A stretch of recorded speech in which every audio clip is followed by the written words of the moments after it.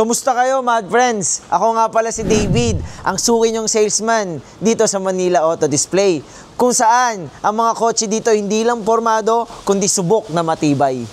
Ngayong araw guys, pag-uusapan naman natin kung bakit sulit bumili ng second-hand car.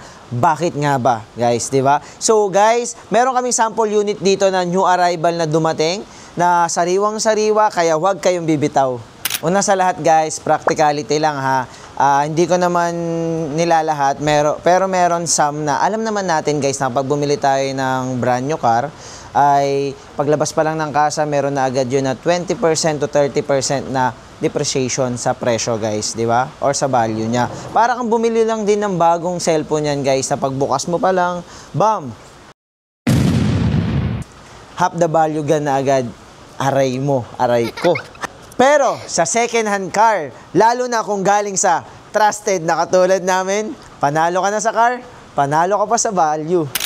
Pangalawa, reliability. Dahil dito sa Manila Auto Display, lahat ng kotse namin ay nagda-undergo sa strict inspection. Makina, suspension, interior, exterior. Dahil sinisigurado namin dito na lahat ng kotse namin ay binebenta namin ng walang aberya. Siyempre, ang goal din namin dito sa Manila Auto Display o bilang salesman, ayaw namin magbenta dito ng sakit sa ulo. Yung gusto namin, yung masasabi ng client namin na, grabe, ang sulit na ito, hindi yung, grabe, stress ako.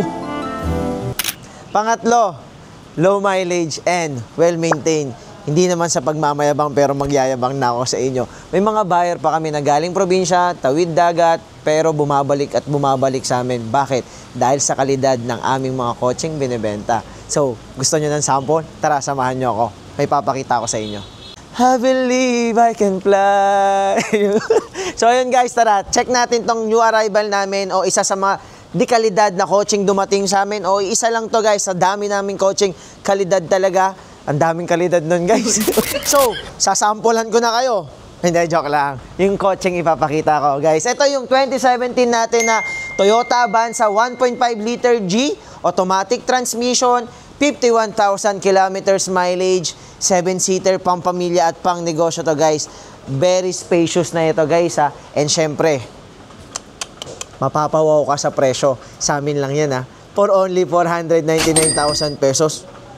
Totoo yung narinig nyo, hindi kami nagbibiro. Negotiable pa. Kaya guys, samahan nyo ako na silipin at tignan natin ang loob nito guys. Tara. Wow guys! Grabe! Napaka-fresh ng loob niya guys. Ang bango pa ng amoy oh. Tapos guys, tignan nyo naman, napaka-fresh ng mga upuan niya. Parang hindi na upuan, parang hindi ginamit. So, tara, upuan natin.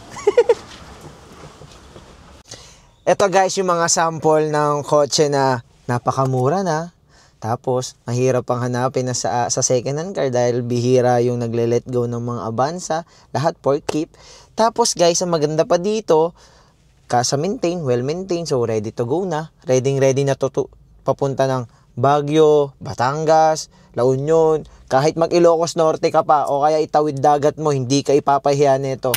Guys, samahan niyo ako i-test drive tong Avanza na to. Syempre, hindi tayo pwedeng pakipakita lang. Kailangan din natin maramdaman o mapil natin kung ano talagang kayang gawin na itong Avanza natin. So tara, samahan niyo ako guys. Let's go!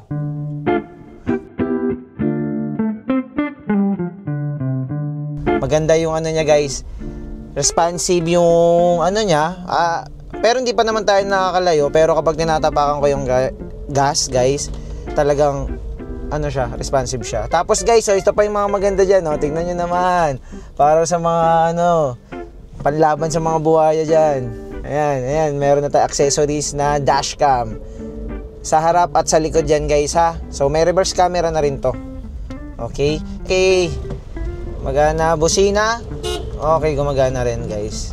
So, syempre, guys, kailangan natin lagi magdahan-dahan. Umuulan man o hindi umuulan. Kailangan awareness, nandyan talaga pag nagdadrive ka ng kotse. Hindi ka pwedeng patulog-tulog o yung utak mo is lutang dahil hindi mo masasabi baka biglang may sumingit sa'yo sa kaliwat kanan mo o sa harap mo may biglang humintong kotse. Diba? Kailangan talagang focus ka guys. Ayan, ganun dapat. Tapos guys itong Avanza natin 7-seater pang pamilya to guys, okay? So pwede dito yung apo mo, kapatid mo, anak mo, pamangkin mo, pinsan mo, mga aso nyo, Kahit sino guys, kahit kapitbahay nyo, nakaaway mo, gusto mo lang yabangan, pasakayin mo sa kotse. Ganun yun, ganun magyabang guys. De, joke lang guys ha, wag ganun syempre.